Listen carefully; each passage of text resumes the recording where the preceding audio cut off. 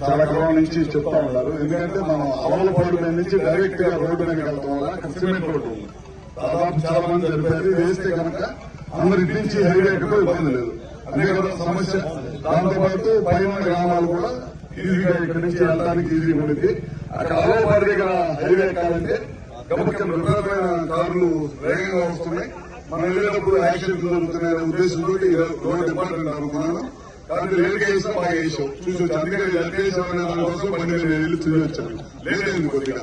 ఏదైనా సరే ఫినిష్ చేయడం మాత్రం బాగా స్టాండర్డ్ గా ప్రమాణం చేశారు ఈ రోడ్డు. ఇట్లా ఇందాక మీరు రోడ్డు చెప్పారు కొల్లమూరు నుంచి అదొకటి అన్నారు. అట్లాగే రాంపూర్ నుంచి వలపల్లి కూడా ఒకటి ఉంది. పొద్దునే చూశారు పిల్లలు సైకిల్ దొక్కి వెళ్తున్నారు. రోడ్లు చందానం ఉన్న రోడ్డు అది కూడా చేపిస్తారు. అది పోయినసారి ఏమైందంటే ఎన్ఆర్డీఎస్ లో పెట్టాము.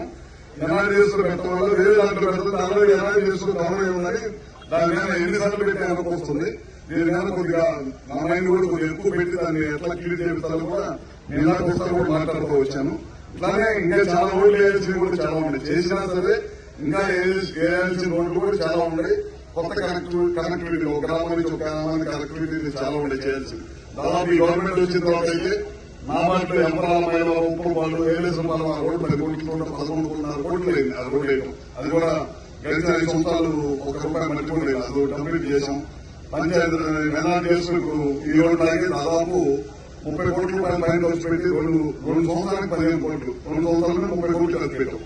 ఎన్ఆర్డీఎస్ రోడ్డు మొత్తం కంప్లీట్ చేసాం. ₹40 కోట్ల రూపాయలతోటి 30 కోట్ల రూపాయలతోటి అంతకుముందు నాబార్డుతో పోతున్నారు.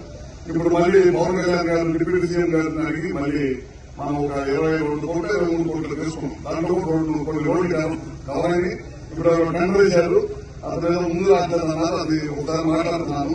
మనం కూడా డిప్యూటీ సీఎం గారి ఆఫీస్ లో వైఎస్పీతో కూడా మాట్లాడాము. ఏం చేయాలి దాన్ని ఎట్లా ముందుకు వెళ్ళాలనేది కూడా ఆలోచిస్తాము.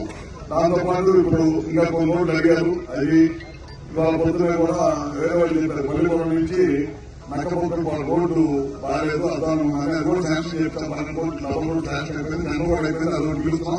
30 దగ్గర బైపాస్ కావాలన్నారు. మనకి కంపెనీ కనపడేది రెగ్యులర్ గా బస్సు వెళ్ళేటప్పుడు కానీ సుమారు దాకా వెళ్ళేటప్పుడు కానీ అర్థం ఉంది. మనం ₹1 ఇస్తే మట్టి రోడ్డు వేసాం. ఇప్పుడు అదనంగా మళ్ళీ ఇంకొక తీసుకొచ్చి 2 కోట్లు 10 కోట్లు పిలిచాము. అది కూడా బీడీ రోడ్డు మొదలు పెడతారు. తొందరలోనే బీడీ రోడ్డు మొదలు పెడతాం. ఇది కూడా కంప్లీట్ అయిపోయింది. దాదాపు ఆర్మీలో కానీ పంచాయతీ రోజుల్లో కానీ ఈ 3-4 నెలలు అయిపోయే లోపల అన్ని రోడ్లు కనుక కంప్లీట్ చేయగలిగితే ₹100 కోట్ల ఖర్చు పెట్టారు. ఓన్లీ తార్ రోడ్లు ఇంకా చాలా ఉన్నాయి. ఇంకా చాలా చేస్తే కానీ సాటిస్ఫాక్షన్ ఉండదు. బట్ మనమైతే గడిచిన ప్రభుత్వం అయితే ₹1 తార్ రోడ్ల కోసం అయితే ఖర్చు పెట్టారు. ఏదైతే ఉంటే అదే వేశారు నాకు తెలియదు. కానీ రోడ్లు అయితే పూర్తిగా వదిలేశారు. ఇప్పుడు మన గవర్నమెంట్ అధికారంలోకి వచ్చిన తర్వాత చంద్రబాబు నాయుడు గారు కానీ డిప్యూటీ సీఎం గారు కానీ వాళ్ళ శాఖ ద్వారా కానీ మన బీసీ జనార్దన్ రెడ్డి గారు కానీ వీళ్ళ ద్వారా కానీ చాలా రోడ్లు కంప్లీట్ చేస్తాం. ఇంకా చేయాల్సినవి ఉంటే అవి కూడా తొందరగా కంప్లీట్ చేస్తామని చెప్పి కూడా తెలియజేసుకుంటూ సెలవు తీసుకుంటాం.